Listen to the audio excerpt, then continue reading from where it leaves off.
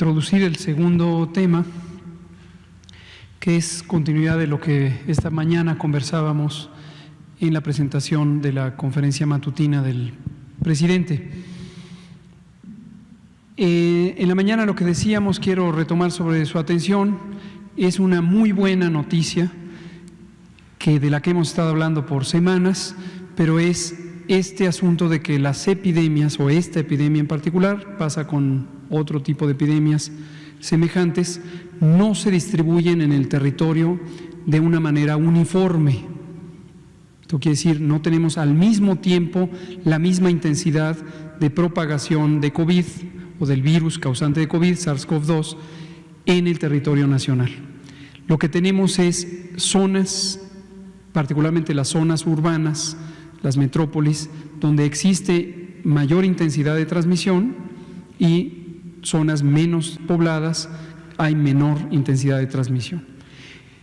Como le hemos dado seguimiento a lo largo de varias semanas, incluso con un mapa municipal, y lo acaba de hacer el doctor Alomía con este informe diario, hay 5 áreas del país o 5 zonas del país en donde existe alta transmisión, y en el resto del país existe un mixto de zonas donde hay muy poca transmisión porque son zonas poco pobladas, y en la mayoría de ellas se mantiene una transmisión muy leve en términos del número de casos diarios, o bien zonas en donde, siendo urbes muy grandes, siendo ciudades grandes, metrópolis, todavía no entran en una fase de alta transmisión.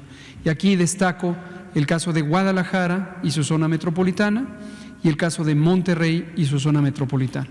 Estas dos ciudades, a lo largo de los últimos 15 días, se han mantenido con una transmisión muy baja. Y muy probablemente esto es consecuencia de que los primeros casos en estas dos metrópolis están cerca de 24 o 26 días después del primer caso. Nosotros tuvimos el punto con Guadalajara. En la Ciudad de México tuvimos el primer caso el 28 de febrero, Guadalajara tuvo su primer caso el 22 de marzo. Entonces, en el momento en que ya se instauraron las medidas de la Jornada Nacional de Sana Distancia, la suspensión de las escuelas empezó el 23.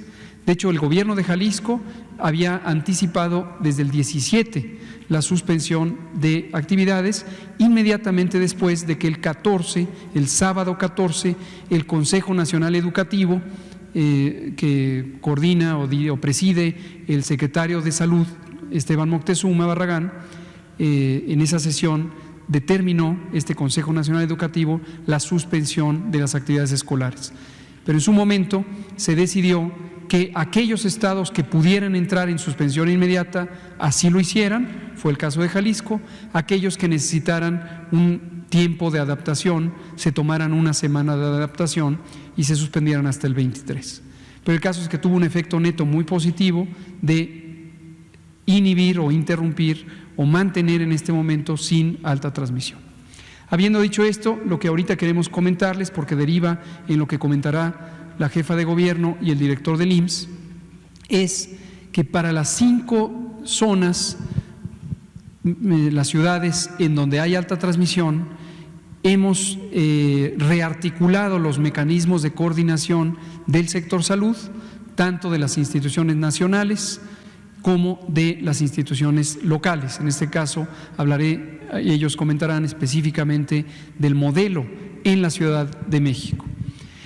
Pero yo me limitaré a presentar estas 5 zonas para que todos las tengan claras y sepamos en qué estado van de la epidemia. Y en todos los casos el diagrama lo que muestra, cada ciudad tiene su diagrama, y es producto de estos ejercicios de modelación matemática que ha hecho un grupo académico muy talentoso del Centro de Investigación en Matemáticas y del Instituto de Matemáticas de la UNAM, coordinados por el CONACYT. En este diagrama vemos entonces, recuerden cómo se lee esta manera de presentar las fechas, con un punto decimal, 17.03 o 31.03 aquí, quiere decir 31 de marzo. 28.04 quiere decir 28 de abril. Y es el tiempo, y aquí lo que vemos es el número de casos esperados, proyectados, la predicción del número de casos. Y en la línea roja es donde con una probabilidad del 50% se van a presentar ese número de casos en cada una de las fechas. Y lo que vemos es que en el caso de Cancún, esto es Cancún, la predicción indica que se estará en un punto máximo justamente en estas fechas. De manera puntual es ayer, el 30 de abril, esta tarde conversé con la secretaria de Salud del Estado de Quintana Roo, la doctora Alejandra Aguirre Crespo, una profesional muy destacada de la salud pública. Me comenta que todavía no se manifiesta en los datos observados este punto de inflexión, este punto de disminución, pero han notado ya una menor afluencia o una estabilización, por lo menos, de la afluencia de pacientes. Pero estamos muy cerca en que empiecen a bajar y Cancún estaría ya próximo a salir de la epidemia. Ahora, quiero dejar una cosa muy en claro, porque esto aplica para las 5 ciudades que vamos a comentar. Lo que vamos a ver es que algunas, 4 de ellas, están en el punto medio, y esto quiere decir que ya se ve luz al final del túnel, por usar una expresión ilustrativa, ya hay esperanza de que empieza a cambiar la tendencia de la epidemia. Ya no están en este ascenso continuo en el número diario de casos. Pero eso de ninguna manera quiere decir que se pueden relajar o suspender anticipadamente las medidas de la Jornada Nacional de Sana Distancia. La interrupción temporal de los trabajos no esenciales, la interrupción de las actividades escolares y la limitación de reuniones en el espacio público. De ninguna manera. Porque ¿qué pasaría si se suspenden anticipadamente las intervenciones? Esto regresa hacia arriba. Hay un rebrote y no queremos que haya un rebrote. Por eso decimos siempre que presentamos estas predicciones son válidas si y solo si se mantienen las medidas de la jornada de sana distancia, que se resumen en quédate en casa. La siguiente, por favor.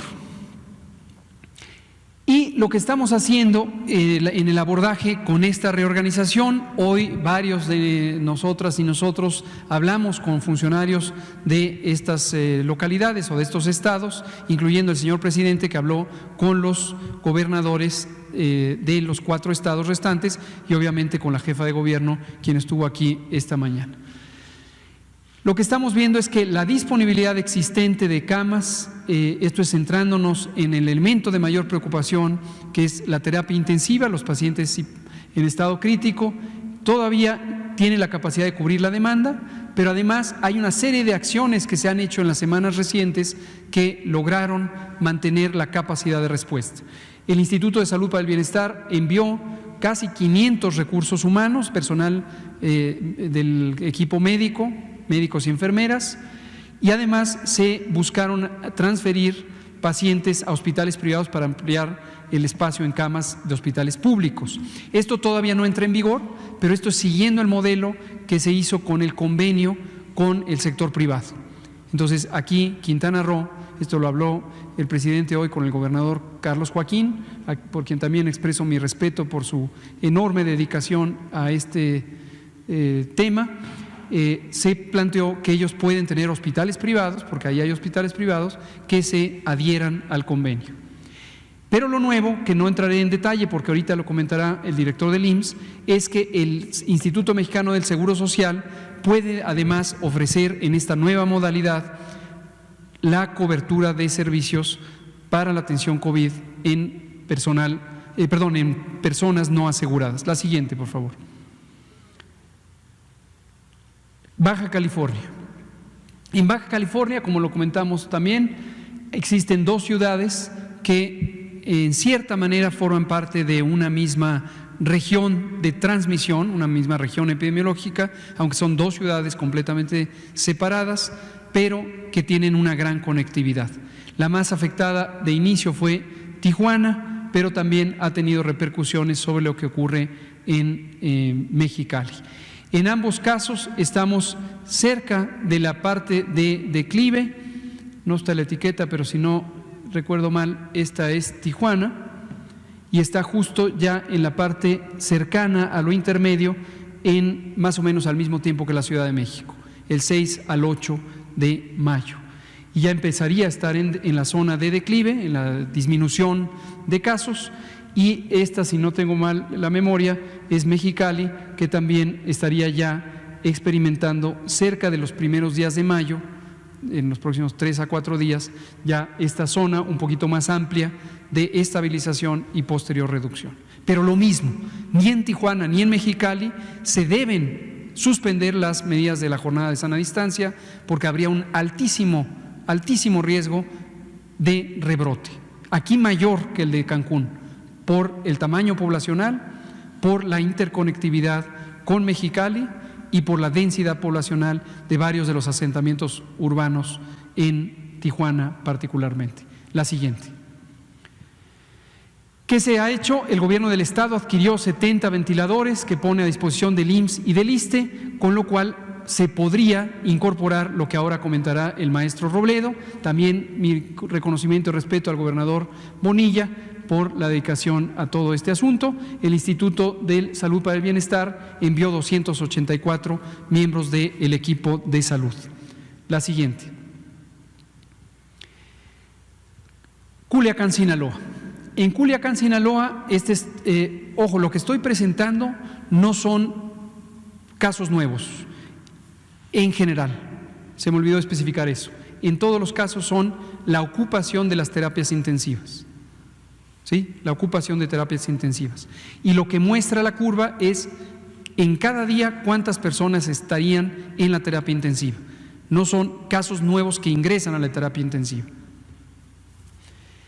En Culiacán también hay buenas noticias porque incluso desde hace 3 días ya pasaron esta zona del pico y es posible que empiecen a notar una estabilización como la que relaté de Cancún y una posterior reducción de los casos hospitalizados en la terapia intensiva. También mi respeto al gobernador Quirino Ordaz y a su secretario de Salud, el doctor Efrén.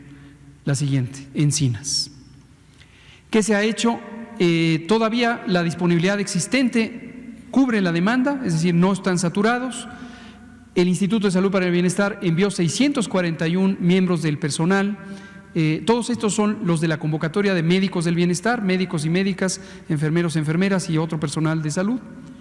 Y además, la Secretaría de la Defensa, en el contexto del plan DNE 3E, activará un hospital en Culiacán que en aproximadamente 10 días podrá atender personas adicionales y requieren 50 ventiladores cuya compra ya fue autorizada por parte del INSABI y llegarán en tiempo apropiado para la apertura. Se solucionó un problema concreto que había de oxígeno en el hospital civil, pues un asunto ingenieril que fue resuelto y se transferirán pacientes también en el mismo sentido, anidados en el convenio que se firmó a nivel nacional. La siguiente. Villahermosa, Tabasco. Villahermosa todavía está en el punto de estabilidad, ya no está teniendo un incremento de casos, pero todavía no hay una señal clara de que esté en descenso.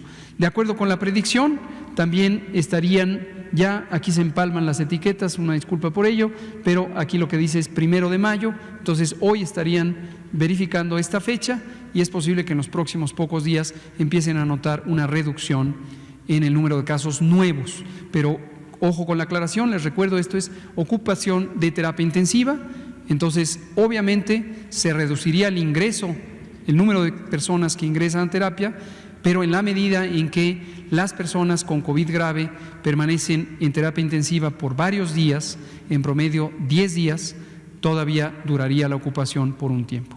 La siguiente. ¿Qué se ha hecho? La demanda máxima supera en este caso sí la disponibilidad en 18%, hubo una solicitud adicional de 60 monitores, ya se enviaron algunos, y también ventiladores y 3 ambulancias. Esto lo está manejando el INSABI, quien ya envió 841 miembros del personal de salud. Nuestro agradecimiento al personal que se incorporó a la convocatoria de médicas y médicos del bienestar y por supuesto al maestro Juan Ferrer y el doctor Alejandro Sbarch. Se van a reconvertir 3 hospitales. Tabasco fue uno de los estados que más tempranamente tenía un diseño de reconversión. Aquí el gobernador Adán también ha estado muy al pendiente de esto y la secretaria Silvia Roldán, quien es una experta en salud pública, desde varias semanas atrás había planteado estos diseños justo para que entraran en operación en el momento apropiado. El IMSS está apoyando con 17 ventiladores y los va a incorporar ahora que existe este nuevo planteamiento que hoy se comentará. La siguiente.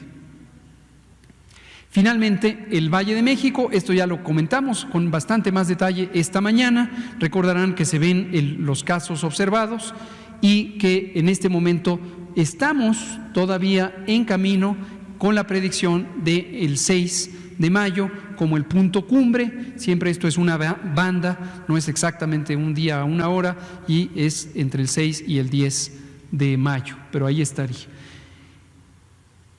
Y reitero para la Ciudad de México, igual que lo hice para cada una de las ciudades, pero siendo esta la de mayor transmisión, de ninguna manera sería recomendable que se relajaran las medidas de seguridad sanitaria, la Jornada Nacional de Sana Distancia, por el altísimo riesgo de un rebrote. Esto la propia jefa de gobierno lo ha dicho enfáticamente, creo que muchas veces hasta más enfáticamente que yo. Gracias, jefa. La siguiente. ¿Y qué se ha hecho? Bueno, esta ya no me detengo porque esto es lo que se va a explicar hoy y es precisamente, si quiere ya terminamos con esta, es lo que ahorita la jefa de gobierno y el maestro Zoe Robledo explicarán sobre este nuevo abordaje de coordinación que nos permite mayor efectividad.